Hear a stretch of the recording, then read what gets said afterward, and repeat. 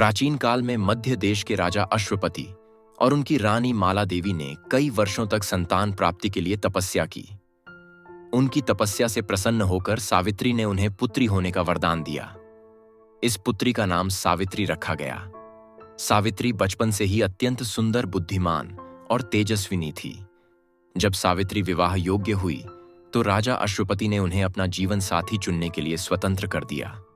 सावित्री ने घूमते घूमते एक वनवासी राजा दमतसेन के पुत्र सत्यवान को अपना पति के रूप में चुना। दमतसेन अंधे थे और उनके राज्य पर शत्रुओं ने अधिकार कर लिया था, जिससे उनका परिवार वन में रहने के लिए विवश हो गया था। जब नारद मुनि ने सत्यवान के बारे में सुना तो उन्होंने सावित्री को चेतावनी दी कि सत्यवान का जीवन बहुत छोटा है, वह केवल 1 वर्ष तक ही जीवित रहेगा। यह सुनकर भी सावित्री ने अपने निर्णय को नहीं बदला और सत्यवान से विवाह कर लिया।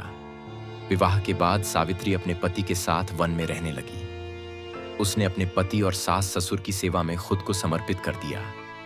वो न केवल आदर्श पत्नी थी, बल्कि ने अपने कर्तव्यों को पूरी निष्ठा और प्रेम के साथ निभाया। सत्यवान के जीवन का अंतिम दिन नजदीक आ रहा था।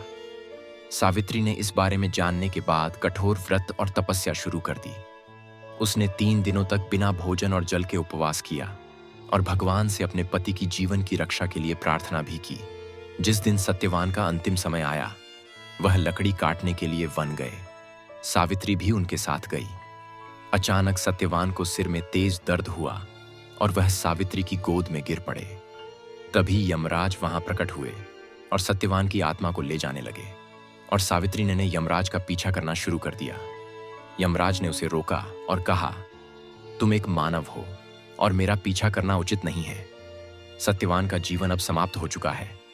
लेकिन सावित्री ने यमराज से कहा, जहां मेरा पति जाएगा वहां मैं भी जाऊंगी।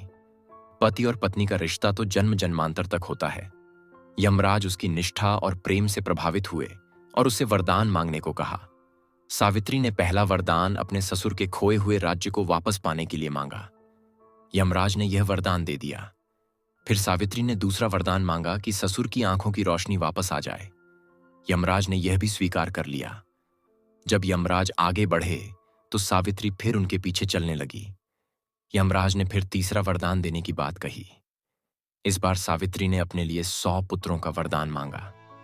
यमराज ने यह भी वरदान खुशी खुशी दे दिया। लेकिन जब यमराज सत्यवान को लेकर जाने लगे तो सावित्री ने कहा, मुझे तो आपने 200 पुत्रों का वरदान दिया है, लेकिन जब मेरे पति ही नहीं रहेंगे तो मुझे 200 पुत्र कहां से होंगे। यमराज उसकी बूबमता, निष्ठा और